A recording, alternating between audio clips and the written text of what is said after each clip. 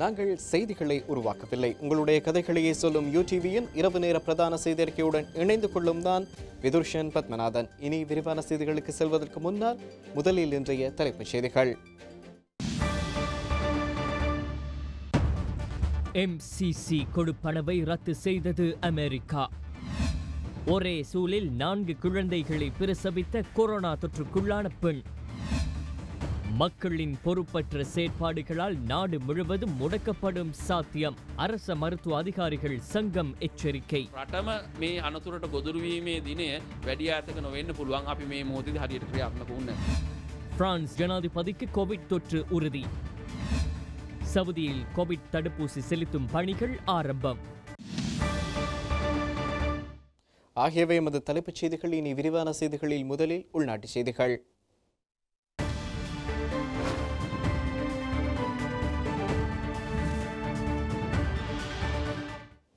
D Soysa பெண்கள் மகப்பேற்று வைத்தியசாலையில் corona தொற்றுக்குள்ளான பெண் ஒருவர் 4 குழந்தைகளை பிரசவித்துள்ளார்.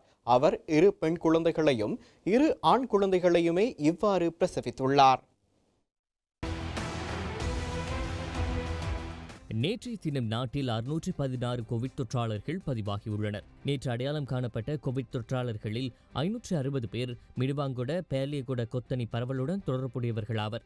அத்துடன் சிறைச்சாலைகளில் இருந்து 51 பேரும், வெளிநாடுகளில் இருந்து நாடு திரும்பிய நிலையில் தனிமைப்படுத்தலில் இருந்து 5 பேரும் கண்டறியப்பட்டுள்ளனர். நேற்றைய தினமும் கொழும்பு மாவட்டத்தில் 266 கோவிட் தொற்றாளர்கள் கண்டறியப்பட்டுள்ளனர். இதற்கமைய கொழும்பு மாவட்டத்தில் கடந்த அக்டோபர் 4ஆம் தேதி முதல் கண்டறியப்பட்டுள்ள மொத்த தொற்றாளர்களுடைய எண்ணிக்கை 15,526 உயர்வடைந்துள்ளது. கண்டி மாவட்டத்தில் அடுத்தபடியாக 99 பேர் அடையாளம் காணப்பட்டுள்ளனர். அடுத்ததாக கம்பகா மாவட்டத்தில் 94 பேரும் அடையாளம் காணப்பட்டுள்ளனர். மேலும் 14 மாவட்டங்களில் 152 பேர் அடையாளம் காணப்பட்டுள்ளனர். நேற்றைய தினம் 3 கோவிட் மரணங்கள் பதிவாகின. நாட்டில் பதிவாகியுள்ள கோவிட் மரணங்களுடைய எண்ணிக்கை 160 உயர்வடைந்துள்ளது. கொலனாவி பிரதேசத்தை சேர்ந்த 50 வயதான பெண் கொழும்பு தேசிய வைத்தியசாலையிலிருந்து ஹோமகம் ஆதார வைத்தியசாலையில் அனுமதிக்கப்பட்டதுடன் அந்த வைத்தியசாலையில் 2020 டிசம்பர் 14ஆம் தேதி உயிரிழந்துள்ளார். மரணத்திற்கான காரணம் சிறுநீரகம் செயலிழப்பு மற்றும் கோவிட் நிமோனியா நிலை என அறிவிக்கப்பட்டுள்ளது.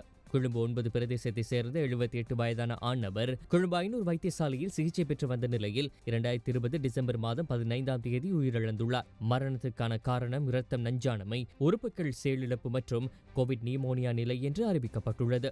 பண்டாரகம பிரதேசத்தை சேர்ந்த 43 வயதான பெண் பானதுறை ஆதார வைத்தியசாலையிலிருந்து ஹோமகம் ஆதார வைத்தியசாலையில் அனுமதிக்கப்பட்டதுடன் அந்த வைத்தியசாலையில் 2020 டிசம்பர் 16ஆம் தேதி உயிரிழந்துள்ளார். மரணத்திற்கான காரணம் கோவிட் நிமோனியா, இரத்தம் நஞ்சானமை மற்றும் பல உறுப்புகள் செயலிழப்பினால் ஏற்பட்ட அதிர்ச்சி என அறிவிக்கப்பட்டுள்ளது.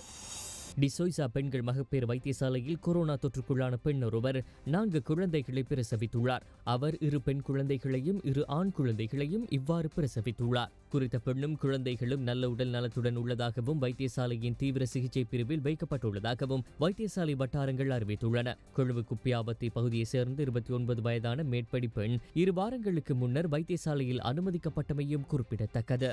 ஸ்ரீலங்கன் கேட்டரிங் செயற்பாட்டு பிரிவின் பணியாளர்கள் 8 பேருக்கு கொரோனா தொற்று உறுதி செய்யப்பட்டுள்ளதாக ஸ்ரீலங்கன் விமான நிறுவனத்தின் ஊடக அறிக்கையில் அறிவிக்கப்பட்டுள்ளது. இந்த நிறுவனத்தின் பணியாளர் ஒருவருக்கு இந்த மாதம் 14ஆம் தேதி செய்யப்பட்ட PCR பரிசோதனையின் போது அவருக்கு தொற்று உறுதி செய்யப்பட்டதுடன் அவருடன் பணிபுரிந்த ஏனைய 7 பேருக்கும் தொற்று உறுதி செய்யப்பட்டுள்ளதாக அறிவிக்கப்பட்டுள்ளது. உலக சுகாதார ஸ்தாபனத்தின் இலங்கை அலுவலகமும் ஐரோப்பிய ஒன்றியமும் 2 மில்லியன் யூரோ பெறுமதியான நிதியுதவி மூலம் இலங்கையில் கோவிட்-19 பாதிப்பை குறைப்பதற்கான அவசர செயற்பாடுகளுக்கான திறனை அதிகரிக்க உதவியுள்ளது. கோவிட்-19 நோயாளர்களின் பராமரிப்பை மேம்படுத்துதல் மற்றும் தொற்று நோயை தடுத்தல் உள்ளிட்ட பல முக்கிய துறைகளில் இந்த உதவியானது கவனம் செலுத்தப்படவுள்ளது. நாடு திரும்ப முடியாமல் வெளிநாடுகளில் தங்கியிருந்த மேலும் 234 இலங்கையர்கள் இன்று காலை 8:30 மணியளவில் கட்டுநாயக்க விமான நிலையத்தை வந்தடைந்துள்ளனர். ஐக்கிய அரபு அமீரகத்தில் இருந்து 40 பேரும், கட்டாரில் இருந்து 42 பேரும், ஓமானில் இருந்து 54 பேரும் நாட்டை வந்தடைந்துள்ளனர். அத்துடன் நாட்டிலிருந்து 388 பேர் 13 விமானங்கள் மூலம் வெளிநாடுகளுக்கு புறப்பட்டு சென்றுள்ளனர். நேற்றைய தினம் நாட்டில் 15,273 PCR பரிசோதனைகள் மேற்கொள்ளப்பட்டுள்ளன. கடந்த 10 மாதங்களில் 10,42,318 PCR பரிசோதனைகள் நாட்டில் இடம்பெற்றுள்ளன. இலங்கையில் மேலும் 312 பேருக்கு கொரோனா தொற்று உறுதி செய்யப்பட்டுள்ளது. இவர்களுள் 300 பேர் ஏற்கனவே கொரோனா தொற்றுக்குள்ளானவர்களுடன் தொடர்பில் இருந்தவர்கள் எனவும் அத்துடன் ஏனைய 12 பேரும் சிறைச்சாலை கொத்தணியை சேர்ந்தவர்கள் எனவும் ராணுவ தளபதி ஷவேந்திர சில்வா தெரிவித்துள்ளார். இன்று மாலை 6 மணி வரையில் நாட்டில் 9237 பேர் நாடளாவிய ரீதியில் மருத்துவமனைகளில் சிகிச்சை பெற்று வருகின்றனர். இதுவரை நாட்டில் 35,049 கோவிட் தொற்றாளர்கள் கண்டறியப்பட்டுள்ளனர். இன்றைய தினம் 701 பேர் குணமடைந்து வீடுகளுக்கு திரும்பியுள்ளனர். அதன்படி நாட்டில் இதுவரை 26,353 பேர் பூரண குணமடைந்து வீடுகளுக்கு திரும்பியுள்ளனர். நாட்டில் இதுவரை 160 மரணங்கள் பதிவாகியுள்ளன.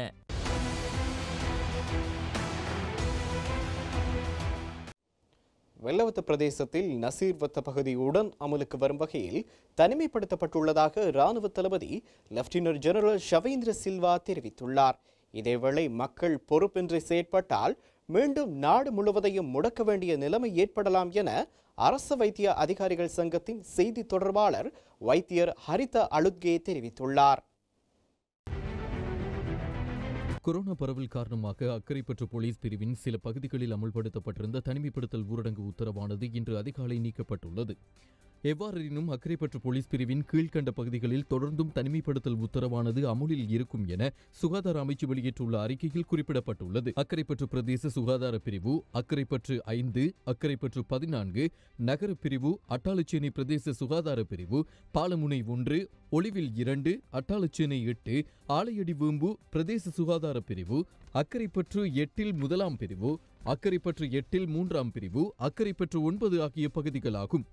வெள்ளவத்தை பிரதேசத்தில் நசீர்வத்த பகுதி உடன் அமலுக்கு வரும் வகையில் தனிமைப்படுத்தப்பட்டுள்ளது. காலி கட்டுகோட பிரதேசமும் தனிமைப்படுத்தல் பிரதேசமாக அறிவிக்கப்பட்டுள்ளது.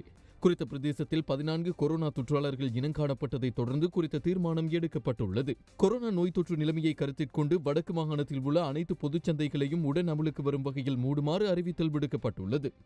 அத்துடன் சந்தை வியாபாரிகள் மற்றும் விவசாயிகளுக்கு பயன் தரும் வகையில் வீதியோரம் அல்லது நடமாடும் விற்பனையை மேற்கொள்ள அனுமதிக்குமாறும் உள்ளூராட்சி ஆணையாளரால் அறிவுறுத்தப்பட்டுள்ளது.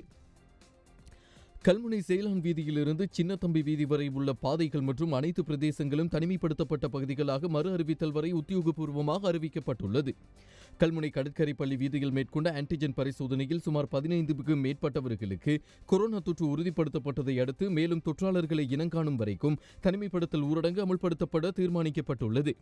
அந்த வகையில் ஜெயிலான் வீதி, கடற்கரை பள்ளி வீதி, மாதவன் வீதி, சின்னத்தம்பி வீதி ஆகிய 4 வீதிகளிலும் அதில் உள்ள சகல உள்ளக வீதிகளிலும் தனிமைப்படுத்தல் பிரதேசமாக பிரகடனப்படுத்தப்பட்டுள்ளது. அலுத்கமை நகரின் வியாபார நிலையங்கள் சில மூடப்பட்டுள்ளதாக பேருவளை சுகாதார வைத்திய அதிகாரி பிரிவு அறிவித்துள்ளது. குறித்த வியாபார நிலையங்கள் 4ல் 5 கோவிட் தொற்றாளர்கள் இனங்காணப்பட்டதை தொடர்ந்து இந்த தீர்மானம் எடுக்கப்பட்டுள்ளது.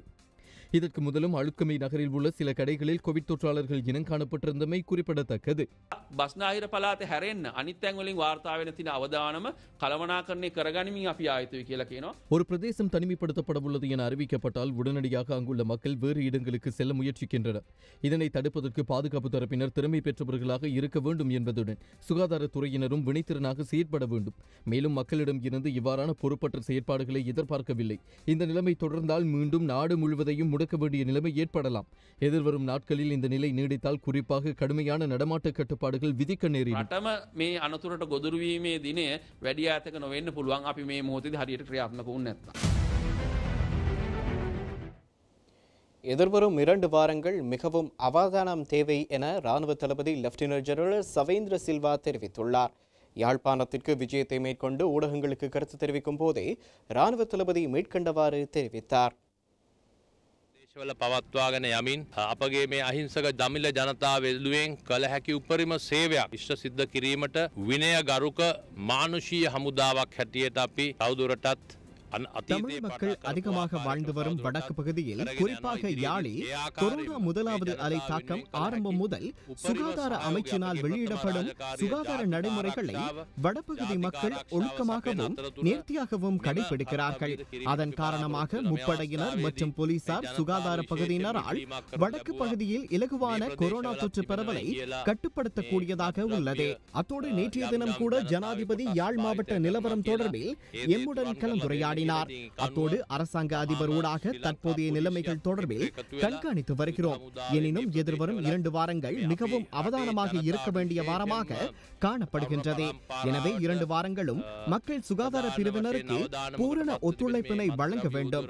அத்தோடு தமிழ் மக்களுக்கு இந்த கொரோனா நோயினை கட்டுப்படுத்துவதற்கு உதவியதற்காக நாட்டின் ஜனாதிபதி மற்றும் பிரதமர் சார்பில் நான் தமிழ் மக்களுக்கு மிக்க நன்றியை தெரிவித்துக் கொள்ள விரும்புகின்றேன். எதிர்வரும் வாரங்களில் நத்தார் மற்றும் புது வருட கொண்டாட்டங்கள் இடம்பெறும் வாரங்கள் எனினும் அந்த காலத்தில் நாட்டில் சில புதிய சுகாதார நடைமுறைகளை நாங்கள் செயற்படுத்துவதற்கு எதிர்பார்த்துள்ளோம். அது எவ்வாறான நடைமுறைகள் தொடர்பில் நாம் ஆராய்ந்து வருகின்றோம். மக்களை கொரோனா தொற்றில் இருந்து பாதுகாக்கும் முகமாக மக்களை பாதிக்காதவாறு சில சுகாதார கட்டுப்பாடுகளை எடுக்க உள்ளோம். அதற்காக அனைவரையும் தனிமைப்படுத்த மாட்டோம். ஆனால் கொரோனா தொற்றிலிருந்து மக்களை பாதுகாக்கும் முகமாகவே சில நடைமுறைகளை செயற்படுத்த உள்ளோம் என தெரிவித்தார். විශේෂයෙන්ම මේ නත්තල් සහ නව අවුරුදු උදා වෙන කාල සීමාවෙදී දැනට තිබෙන අපි බලාපොරොත්තු වලට අනුව කිසිසේත් අපි මේ ආකාරයෙන් හුදකලාවකට හෝ නිරෝධායන ඇඳිරි නීතියක් පැනවීමට බලාපොරොත්තුවක් නැහැ. கொரோனா வைரஸ் பரவலை கட்டுப்படுத்துவதற்காக சுகாதார வழிமுறைகளுக்கு அமைய வழங்கப்பட வேண்டிய தகவல்களை மறைப்பவர்களுக்கு எதிராக தனிமைப்படுத்தல் மற்றும் நோய் தடுப்பு கட்டளை சட்டத்தின் கீழ் நடவடிக்கைகளை கடுமையாக அமுல்படுத்தப்பட உள்ளதாக போலீஸ் ஊடக பேச்சாளர் பிரதி போலீஸ் மா அதிபர் அஜித் ரோஹன தெரிவித்துள்ளார். அத்துடன் போலியாக வழங்கப்படும் தகவல்கள் குற்றமாக பதிவு செய்யப்படும் எனவும் தெரிவித்துள்ளார். சௌக்கிய அம்சவித்த விசேஷமா கோவிட் கிரியாவலியதி பண்டிகை காலத்தை முன்னிட்டு பலரும் பல்வேறு நடவடிக்கைகளில் ஈடுபட்டு வருவார்கள். இந்நிலையில் இந்த ஒவ்வொரு சந்தர்ப்பத்திலும் சுகாதார விதிமுறைகளை பின்பற்ற வேண்டியது கட்டாயமாகும். கொரோனா வைரஸ் பரவலை கட்டுப்படுத்துவதற்காக சுகாதார பிரிவினரும் போலீசாரும் மற்றும் பாதுகாப்பு படையினரும் பல்வேறு பாதுகாப்பு விதிமுறைகளை முன்னெடுக்க வாய்ப்புள்ளது. இதன்போது உங்களுடைய விவரங்கள் சேகரிக்கப்பட்டால் உண்மை தகவல்களையே வழங்குங்கள். வெளிப்பிரதேசங்களுக்கு செல்லும் போதும் வர்த்தக நிலையங்களுக்கு செல்லும் போதும் நீங்கள் பல்வேறு நபர்களை சந்திக்கிறீர்கள். உதாரணமாக பேருந்தில் நீங்கள் செல்லும் போது அதில் கொரோனா வைரஸ் தொற்றுக்குள்ளானவர் ஒருவரும் பயணித்திருந்தால் உங்களது விவரங்கள் இருந்தால் உங்களை தொடர்பு கொண்டு வைரஸ் பரவல் ஏனையவர்களுக்கும் பரவாத வகையில் தடுக்க முடியும். இதனால் எப்போதும் உங்களது பெயர், வீட்டின் முகவரி, தொலைபேசி இலக்கம் மற்றும் தேசிய அடையாள அட்டை இலக்கம் என்பவை எழுதக்கூடிய பதிவு ஆவணம் பொதுமக்கள் வந்து செல்லக்கூடிய அனைத்து இடங்களிலும் காணப்பட வேண்டும். சுகாதார வழிமுறைகளுக்கு அமைய வழங்கப்பட வேண்டிய தகவல்களை மறைப்பவர்களுக்கு எதிராக தனிமைப்படுத்தும் மற்றும் நோய் தடுப்பு கட்டளை சட்டத்தின் கீழ் நடவடிக்கைகளை கடுமையாக அமுல்படுத்தப்பட உள்ளது. அத்துடன் போலியாக வழங்கப்படும் தகவல் குற்றமாக பதிவு செய்யப்படும். සපයන්නට එපා. එවැනි දේ සිදු කළහොත් අදාළ නිරෝධායන හෝ ප්‍රතිකාර ක්‍රියාවලින් පසුව ඒ අයට එරෙහිව නීතිය ක්‍රියාත්මක කිරීමට සිදු වෙනවා. ஏனைய மதங்களை பின்பற்றும் சமூகங்கள் தங்கள் பண்டிகை நிகழ்வுகளை தியாகம் செய்தது போன்று நத்தார் பண்டிகையின் போது நாமும் அர்ப்பணிப்புடன் செயற்படுவது உகந்தது என பேராயர் மெல்கம் ரஞ்சித் தெரிவித்துள்ளார். பேராயர் இல்லத்தில் இன்று இடம்பெற்ற செய்தியாளர் சந்திப்பின் போதே அவர் இந்த கோரிக்கையை முன்வைத்துள்ளார்.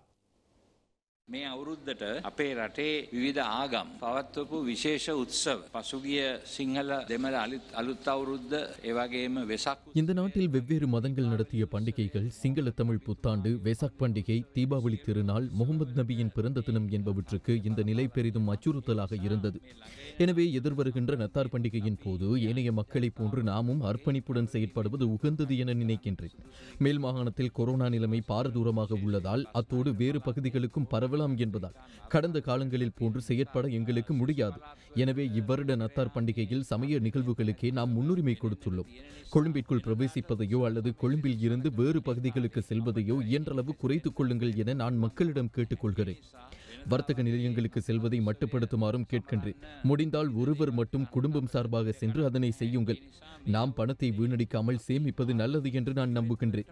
இந்த நிலையில் வேலை செய்ய முடியாமல் வீடுகளில் இருக்கின்றவர்களுக்கு உதவி செய்யுங்கள். அதனை நத்தார் பரிசாக கொடுப்பது சாலச் சிறந்தது. சுற்றுலா பிரயாணங்களை மேற்கொள்வது, ஒன்று கூடல்கள், விருந்துபசாரங்களை தவிர்க்குமாறும் கூறுகின்றேன். நத்தார் என்பது ஜாலியாக இருக்கின்ற ஒரு நிகழ்வு அல்ல. அது இறை நம்பிக்கை மற்றும் மத நம்பிக்கையுடன் கூடியது. 2019 ஏப்ரல் 21 தாக்குதலுக்கு பின்னர் இரண்டாவது வருடமாகவும் முறையாக நத்தார் பண்டிகையை கொண்டாட முடியாமல் போயுள்ளதால் இந்த இருண்ட அத்தியாயத்துக்கு முடிவு கட்டும் வகையில் விசாரணைகளை முடிவுறுத்தி மீண்டும் இத்தகைய சம்பவங்கள் நிகழாதிருப்பதற்கு நடவடிக்கை எடுப்பார்கள் என நினைக்கின்றேன். குறைந்தது அடுத்த வருடத்திலேனும் நத்தார் பண்டிகையை மகிழ்ச்சியாக கொண்டாடுவதற்கு வழி செய்வார்கள் என நான் நம்புகின்றேன். 2019 අප්‍රේල් 21 පාස්කු ඉරිදා සිට නත්තල් මංගල්‍යයක් අපිට හරියට සතුටකින් කරන්නට බැරි වුණා. දැන් දෙවෙනි අවුරුද්දේත් අපිට හැමදාම වෙන්නට බෑ. ඉතින් අපි බලාපොරොත්තු වෙනවා මේ පරිච්ඡේදයේ මේ අඳුරු කඳුළු බර පරිච්ඡේදය අවසන් කරලා සාධාරණේ ඉෂ්ට කරලා ඒ කරන පරීක්ෂණ පරිපූර්ණත්වයට ගෙනල්ලා ඒ වරද නැවත රටේ නොසිදුවන්නට කටයුතු සම්පාදනය වෙයි කියලා අඩු ගානේ ලබන අවුරුද්දේවත් නත්තල් උත්සවය අපිට සතුටින් ගත කරන්නට ඉඩකඩ සලස්වනවා. MCC ஒப்பந்தத்திற்கு அமைய இலங்கைக்கு வழங்கப்படவிருந்த 480 மில்லியன் அமெரிக்க டாலர் கொடுப்பனவை ரத்து செய்ய அமெரிக்கா தீர்மானித்துள்ளதாக தெரிவிக்கப்படுகிறது. இலங்கைக்கான அமெரிக்க தூதரகம் அறிக்கையொன்றை வெளியிட்டு இதனை அறிவித்துள்ளது. கடந்த செவ்வாய்க்கிழமை கூடிய MCC பணிப்பாளர் குழு கூட்டத்தின் போது இந்த தீர்மானம் மேற்கொள்ளப்பட்டுள்ளதாக குறிப்பிடப்பட்டுள்ளது. எவ்வாறாயினும் இந்த விடயம் தொடர்பில் அதிகாரப்பூர்வ அறிவிப்பு இன்று வெளியிடப்படவுள்ளதாக அறிவிக்கப்படுகிறது. இலங்கையுடன் ஏற்படுத்திக் கொள்ளப்பட்டுள்ள உடன்பாட்டுக்கமைய 5 வருட திட்டத்தின் கீழ் இந்த நாட்டின் சில துறைகளின் உட்கட்டமைப்பு வசதிகளை மேம்படுத்தும் நடவடிக்கைகளுக்காக குறித்த தொகையை வழங்க அமெரிக்கா தீர்மானித்திருந்தது. எனினும் கடந்த தேர்தலில் பெற்றுக் கொடுக்கப்பட்ட வாக்குறுதிக்கு அமைய மறு ஆய்வு இல்லாமல் ஒப்பந்தத்தில் கையெழுத்திடாமல் இருக்க அரசாங்கம் முடிவு செய்த நிலையில் இது தொடர்பில் ஜனாதிபதியால் குழுவொன்று நியமிக்கப்பட்டிருந்தமை குறிப்பிடத்தக்கது.